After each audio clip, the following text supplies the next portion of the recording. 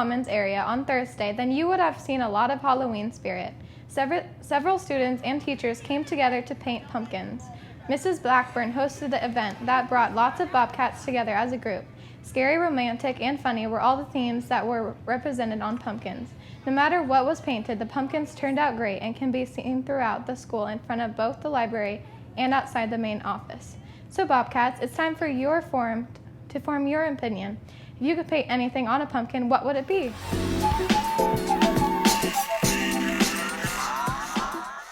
This lyric. I am too hot, call a police and a fireman. I'm too hot, make a dragon wanna. I don't know this one. I'm too hot, call a police and a fireman. I'm too hot, a dragon wanna. Make fire? Another one. I'm too hot, call the police and a fireman. I'm too hot, make a dragon wanna. Retirement. Good job.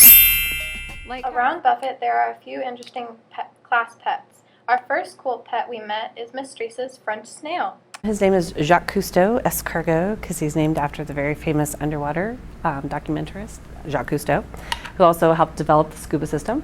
And in Ghana, snails get really large and they eat those too, so this is actually a shell from Africa in Ghana. We also stopped by Mr. Tinglehoff's room to visit his black pastel Superman. Superman used to be Mr. Tinglehoff's wife's snake, and she used to have in her classroom at Lewis and Clark. And now that she's moving on, she can't have a snake anymore. So he decided this year would be the year he'll take it on and bring it into his classroom. If you look at him really closely in one eye, he's blind. And I think he said that was because when he was shedding his skin one time, he was shedding his skin, and it actually damaged his eye, so he can't see out of one eye. Signing off from BBTV, this is Maya. Back to Future 2 was released a long time ago and was a big hit in the 80s. We were curious if you guys still like the movie and what was your favorite parts. I liked looking at the shoes because they are super awesome. Favorite part is when there's like an alternate 1985 and they have to like go back to 1955 again to fix the problem. Sure, totally the hoverboards. Hoverboards are sweet. I totally want a hoverboard. Like, hoverboard! The whole movie revolves around the idea of time travel. We thought it would be fun to find out when and where Buffett students would go if they had the power to travel through time. I'll go to September 25th, 2015 in Papillion South High School because that's when I broke my leg. I would go back to this summer so I could have fun and play baseball over again. Oh my gosh, there's so many cool places. I feel like I would totally go back to like World War II era. I think that's really fascinating. Also, I probably would go back to like Victorian London, but only if I was rich, because that'd be awesome too. I would go back to when I was in kindergarten because, you know, it wasn't as hard and you got naps, so you never got stressed. For BBTV News, this has been...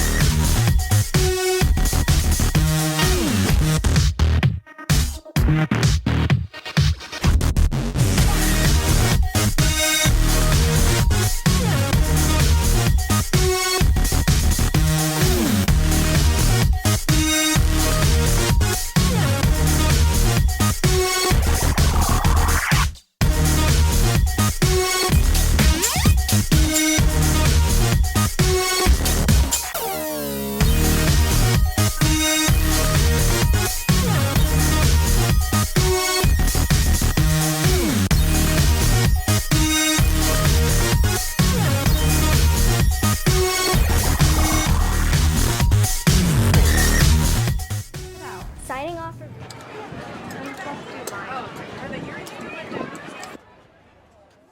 Saturday, I visited Vallis Pumpkin Patch with a few of my friends.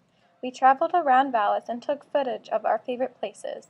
The slides were first on the list, and I've personally helped carry a little boy down to his mom. Next in line were the jumping pillows, and if you ever go, it gets tiring.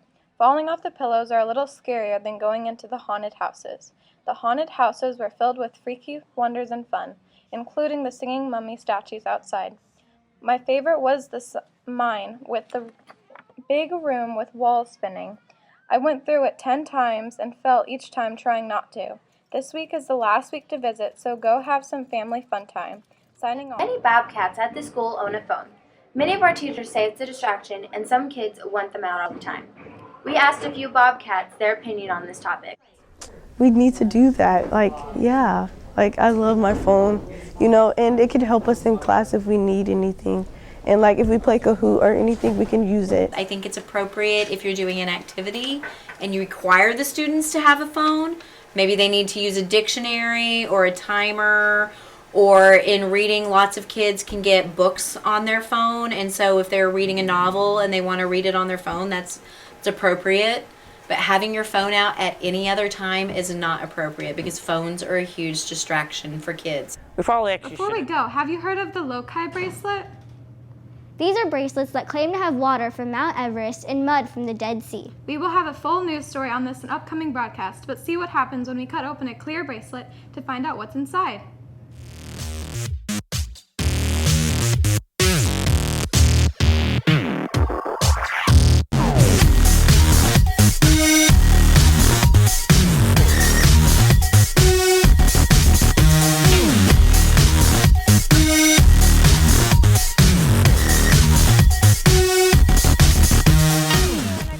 Today, Bobcats. Technology has its benefits, but also has its downsides.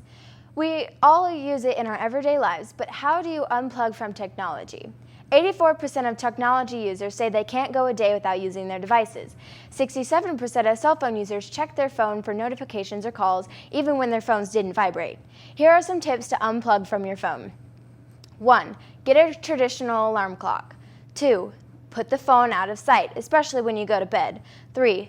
Make a plan on what to do when you don't have your device. 4. Go outside and bury your phone. 5. Leave your phone at home when going out. And 6. Finally, try to socialize without the phone. If you're hanging out with friends, talk to them instead of playing on the phone.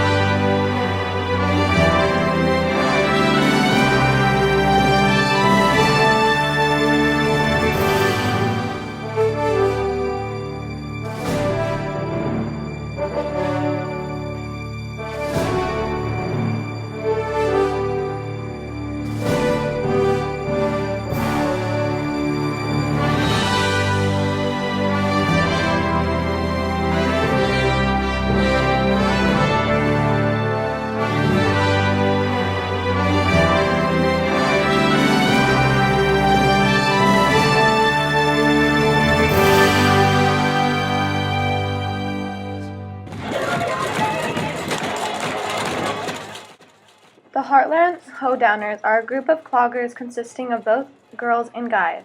The group performs at tons of different places, including Dallas, the Mount Michael Festival, and Sarpy County Fair. Because they perform at so many places, we wondered what one of their favorite parts about performing at different places was.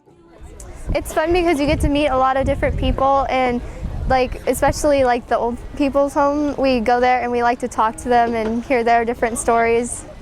Well, you get to meet a lot of people and you get to see the smiles on their faces, especially at the Children's Respite Care Centers. Those are my favorite because all we do is make little kids smile and laugh, and they dance with us in our last dance, and it's just fun.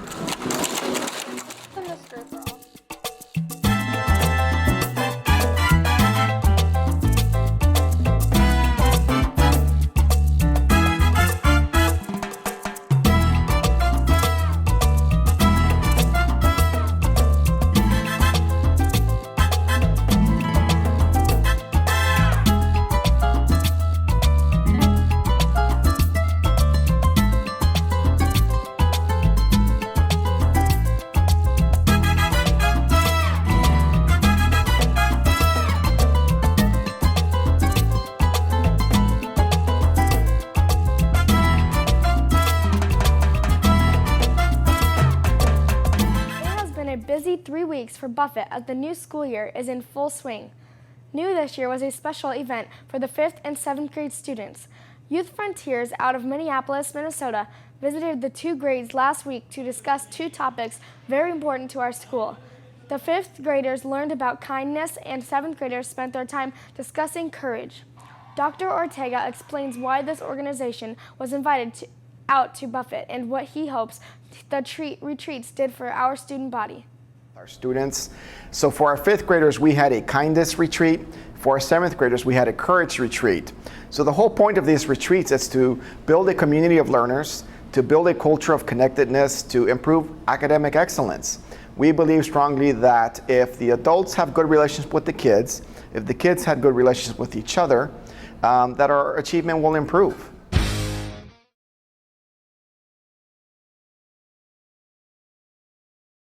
House pet. A turtle, a rabbit, a dog. Dog, a fish, and a rabbit. Dog, cat, rabbit. All right, name 3 nocturnal animals. A bat. 3. I don't know. Owl and bat. That's about it. Owl, cat,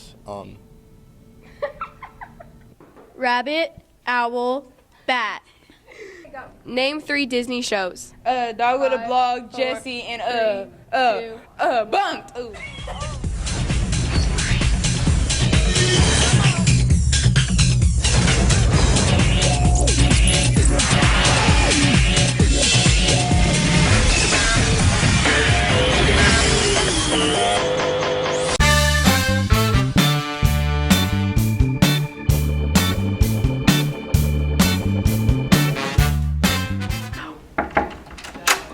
Hey guys, welcome to my crib. Come on in. I'll show you around. First off, this is where I get ready for the day. Come over here and I do my lesson plans, and there's always some kind of action going on, especially on PowerPoint, because PowerPoint's sweet. You gotta have good lesson plans, otherwise kids will be all up in your grills and crazy. This is where I throw it all up, because Smartboard. It's important to have good seating charts, because seating charts make sure that people know where they're at. Seating charts. Over here is where I keep our class pet Bubbles. She's named after Michael Jackson's Bubbles, because chimps are awesome. She's pretty sweet, but she got lonely, so we got her some rainbow bubbles instead. I also keep my Angry Birds over here. They also help to keep Bubbles, you know, in with the group. I use these for when I'm angry. Prince died April 21st, 2016. BBTV breaks down 5 things to know.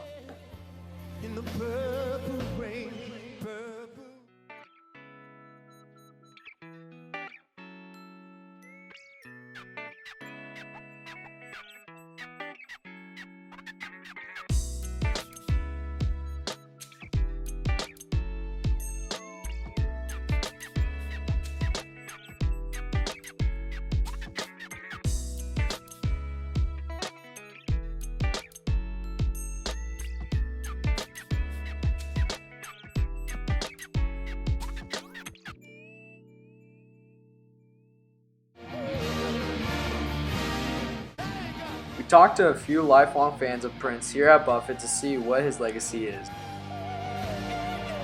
He pushed the boundaries. He did things that at the time people thought, oh no, you shouldn't be doing that, or you shouldn't be singing about that, and he pushed it always, and you know, that's, I think, his legacy.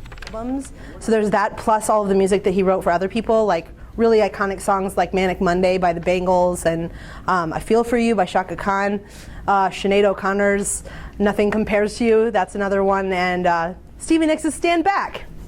His passing is sad because he was such a creative individual. I think we live in a world where everything is redubs and rehashes and reboots and sequels, and a guy like Prince was someone who was just everything he did seemed like it was brand new. Even the albums that he was coming out with like later in his career that a lot of people didn't know about, it was different and awesome. From BBTV News, this has been Diego reporting.